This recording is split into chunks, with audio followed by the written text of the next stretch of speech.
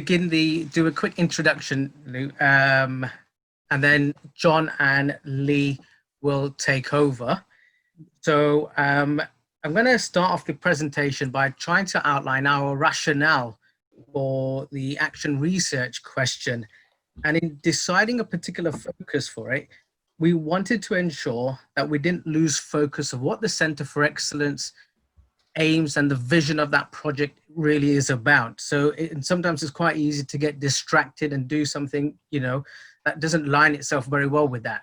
So we wanted to have a focus really about, we know it's about improving teaching, learning and assessment in maths. We wanted something that at the end of it will produce some high quality resources, but also some effective teaching and learning approaches to go with that. Something else that Sarah and Tracy mentioned in the first presentation was about CPD. It's an opportunity to look at professional development and use this as an opportunity for professional development. And if we get some of these strands right, then hopefully the idea is that we can see some good improvement in achievement and attainment in maths, particularly at GCSE and functional skills level 2, but also in other areas as well. So what was our central aim? Well, it was based on, next slide, please, John. A lot of teachers turn around and say, well, our students can't, or my students can't do this because they can't think, or they don't want to think. Or, this question requires thinking and that's something they're not good at. Something else was about connecting topic areas together. They cannot seem to link mathematical concepts together. But if we can get this right, and if we can get thinking right, we can get students to link concepts and topic areas together, then hopefully that will give them the confidence to access exam-style questions, GCSE functional skills, exam-style worded questions. So that led us to our central theme, which was, or is, problem solving. So that was our rationale, one of our rationale.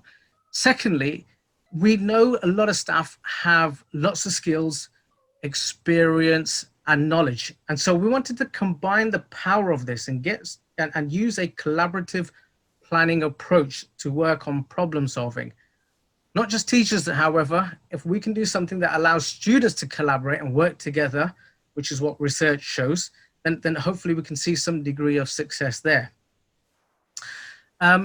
Next slide, please, John.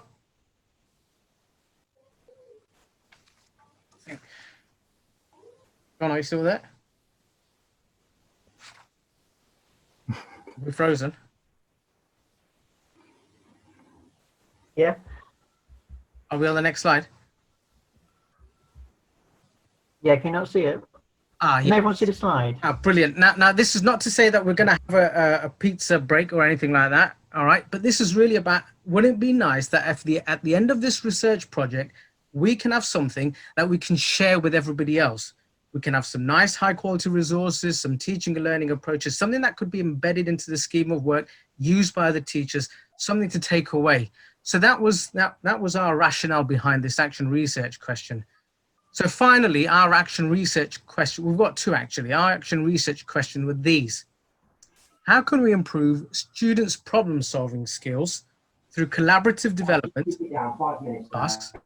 But also, how do students respond to open-ended problem-solving tasks that require independent thinking? And Lee Myring is going to talk about the second one now, and then followed by John, who'll talk about the first question. So over to you, Lee. Thank you, Prakash. Can everybody hear me? I think we're okay. Okay, so the functional skills team was myself, Alison Marchmont, and Paul Renisha. About 35 years experience in FE, possibly more. And we decided to concentrate on the question, how do students respond to open-ended problem-solving tasks requiring independent thinking? Thanks, John. So we decided to target, next slide, John, please. Thank you. We decided to target two major issues which we feel FE's facing, and we'll probably all have these issues with our students, but certainly over the last 15 years since the demise of the Key Skills portfolio, students' revision, study and research skills have declined. They simply struggle with those skills now. They've become too dependent on questions, and they do not retain the knowledge anymore, quite simply because they don't need it on their phone. Get it. Student dependency on the internet is also a big issue in FE. To try and get the students to put their mobile phones down is basically impossible. So we wanted to look at, can we get the students to be less dependent on technology and to start to problem solve and research the issues? Sorry, this chat's really putting me off, popping up at the bottom. Yes, so next slide, please, John. So what we decided to do is over 3 sessions, 3 sessions for each of the people involved in the project. The students were given an attitude questionnaire before the activity. The activity was a simple open-ended mathematical image. So for example, the first image was a rectangle showing a goat sort of walking around outside the rectangle. And each group was asked in small groups of 4 for 15 minutes. I want you to write down as much maths, keywords, questions, ideas that you can about that image. And then there was no lecturer help or input whatsoever. We left the groups to get on and to try and work. We decided to concentrate on 2 things. We were looking for student attitude towards maths and towards the activity, but also how quickly did students fall back onto their dependency on technology. After the activity, we gave feedback to the group, and it was hoped that over time we would see an increase in confidence, an improved attitude towards maths, and of course, hopefully a decrease in their dependency on technology. Thank you, John. So you'll see the results from the first one. So we had about 285 students in total took part in this experiment over 6 different curriculum areas, from motor vehicle care, performing arts, electrical engineering, sports and business. So of course this approach varied between the curriculum areas, which we might look at next year, but this is the average. If you look in the first lesson, 88% of our students said that they were going to pass maths, which I was really surprised about because the pass rate's only about 50%. So 88% seems quite high to me, but they were confident. They were given this problem solving activity, and if you can see in week 2, it dropped quite dramatically in some groups by up to 15%. So when I questioned the students about this, the response was, I didn't get the problem solving. If that's what we need to do in the exam, I'm going to fail. So that's why we see a decrease in level 2 in attitude. But you'll see then once they start to practice it, so they do it again in year 2, then in lesson 2, then we get to lesson 3, straight away attitude's starting to shoot up. The students are starting to get what they're being asked to do. They're starting to work together. The group dynamics are starting to work, and they're starting to learn how to work together as a group without technology. So if we look at the next slide, John. Thank you. You'll see now the reliance on technology. This was the most interesting thing for me. Mobile phones drive me insane when I'm trying to teach, and I'm sure we're all the same. But you'll notice in week 1, it took, on average, this is on average, remember, so some groups would have been less than a minute, but on average, it took members of the group 2 minutes to get out their phones and to start looking for answers. By the time we get to lesson 2, it took 5 minutes. And by the time we get to lesson 3, students are starting to leave their phones alone, and they're starting to problem solve. They are starting to understand what they're being asked to do. So we see a big increase. And of course, for both graphs, if you imagine that over the course of a year, we would expect a big shift in attitude, and we'd expect a big decrease in the use of technology, which of course they don't have in the exam, which is the big issue. So what's the point of this? Well, next year, John, please, we are going to change how we teach functional skills maths. So for the last, well, as long as I've been at Leicester College, 20 years, we've always had either 1 or 2 lessons a week, but it's the same format. A lesson covers the basics of fractions, for example. There's a demonstration, there's a video, there's Kahoot. The students have a go, And if anybody's struggling, I help them out as their teacher. Lesson 2, I then recap fractions. Students have another go at some of the questions. And again, I'm there on hand to help them out if they're struggling. There's absolutely no problem solving skills there. There's no need for the students to retain the knowledge because I'm there to help them if they're struggling. So we've decided to change that this year. Lesson 1 is now basically going to be a problem solving session where the teacher steps back and allows the students to completely take over the lesson. So the lesson is about problem solving using fractions, for example. The students are given a problem to solve. They work together and they're allowed to use their mobile phones and technology to find the methods to complete the task.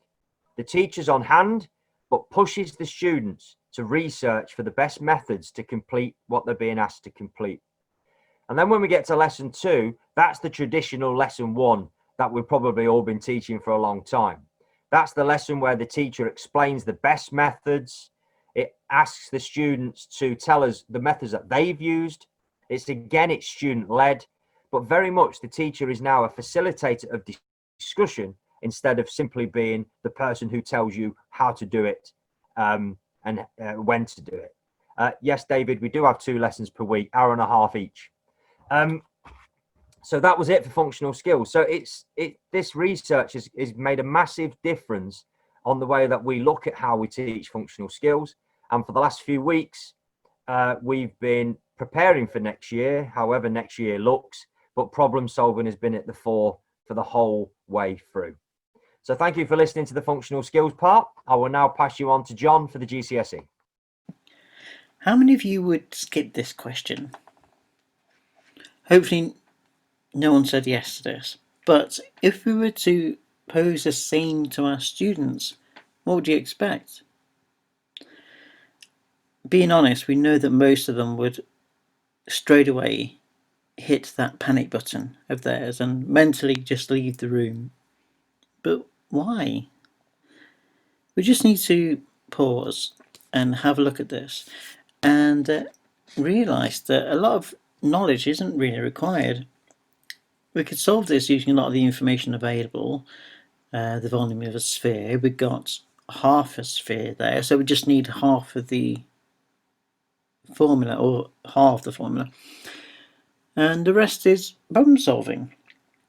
And there's the hitch. Students really struggle with that aspect, don't they? And the same with wordy questions. They really just don't want to deal with it. So this is actually what we wanted to have a look at. How do we improve students' problem solving? And then working also with teachers in order to do this. And once we started, our colleagues in colleges in the area were really interested and also wanted to have a look at that. So this is what we considered. Our scheme of work, or scheme of learning, however you phrase it, is really, really busy. We've got a lot of things to look at. We've got, 200 topics in GCSE maths to deliver in less than a year. It's impossible to do. But we try and do it, don't we? We get it all done, get it all delivered, and then we bombard our students with worksheets and online homeworks, and they have so much to look at. I think a lot of them just lose motivation and certainly can't deal with the rigors that is required in those grade 4, grade 5 questions, which are the problem solving mathematical reasoning type questions that they'll need to get a good grade. So what we wanted to do instead, rather than looking at what and when, which is everything all at once or in a different order, but essentially everything, we look at the 2 questions, which and how, certainly for this project anyway. The which suggests that we have a selection of topics to look at, and that's what we do rather than what. And how can we teach these topics effectively? How can we get students to focus on the process and improve communication? how can we get students to see the links between the topics? How can we encourage thinking? That last bit would suggest that they need space for thought. So something that we've not really done before in our sessions. Well, there's no time for it. We just need to get on with it. So, how? This was going to be our plan for delivery. So the next session on delivery here, this is our deliver. So our planning stage will incorporate each of these bits. An engaging start. So it can't just be any starter plucked from the air, no matter how good it is. We need to consider what is the point of that starter. So it's got to be an engaging starter, and it has to link to the next session. So it could be, yes, pseudo-contextualizing, but fun. It could be a real-world example from an ad or a newspaper story or a personal story. But certainly it needs to then link to the next section. Section.